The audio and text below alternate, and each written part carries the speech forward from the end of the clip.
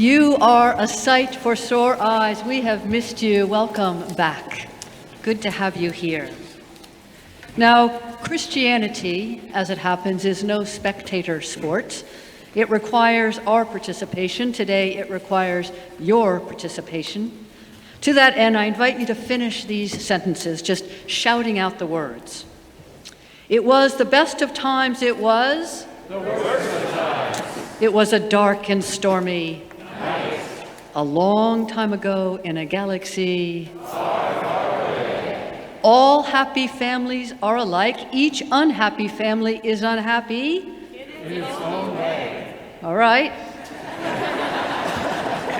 My mama always said life was like a box of chocolates.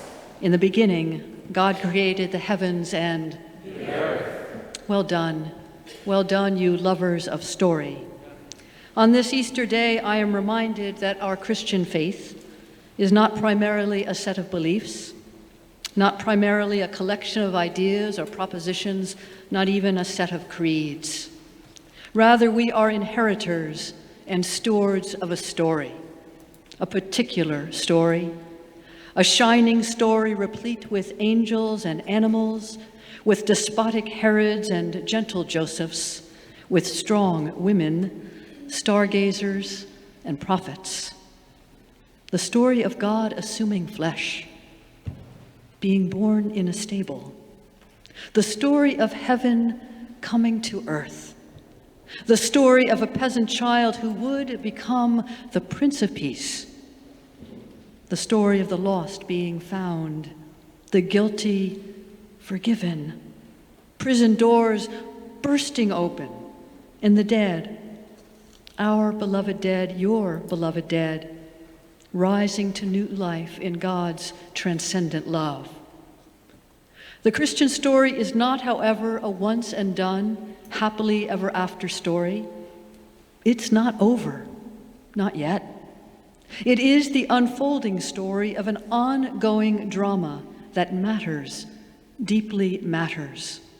It is the real-life drama in which the forces of good and evil are joined and the stakes are high.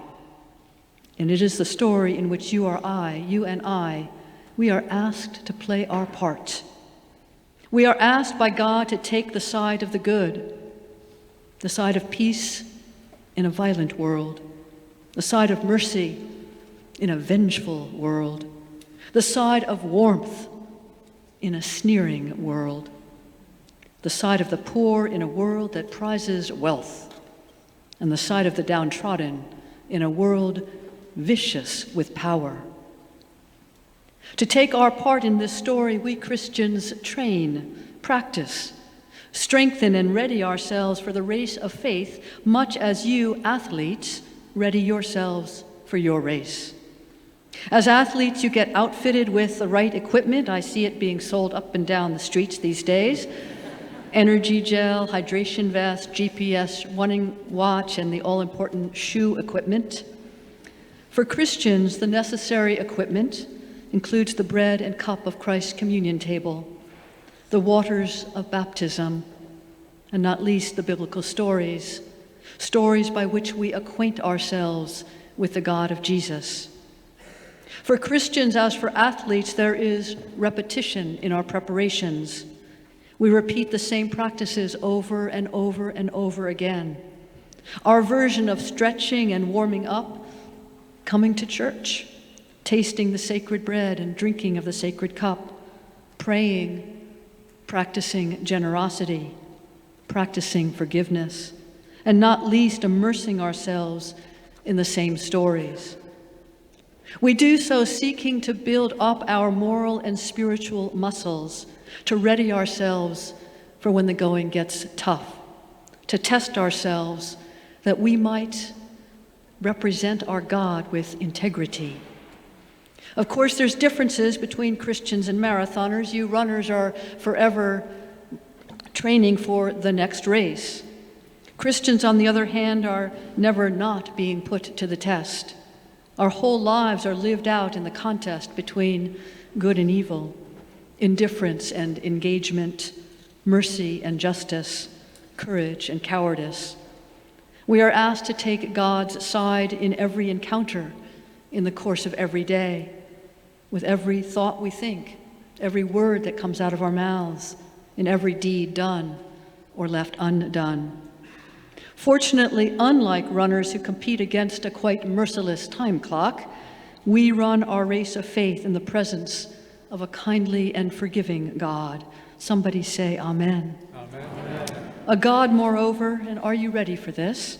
A God who has transformed the finish line of life into a doorway into heaven. This is our story. This is our Easter faith.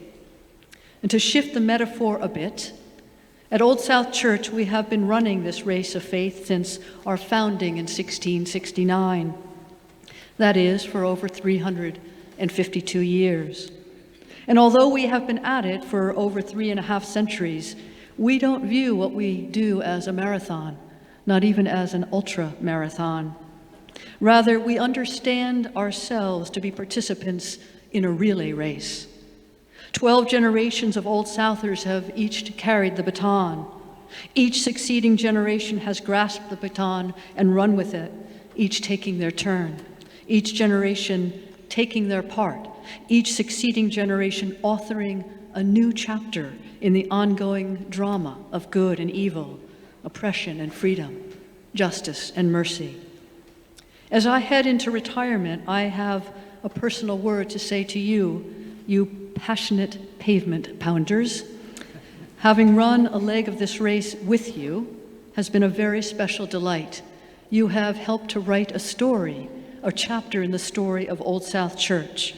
You have changed us, and you've changed me, to which I say, thanks be to God, and amen. Now, finish these sentences.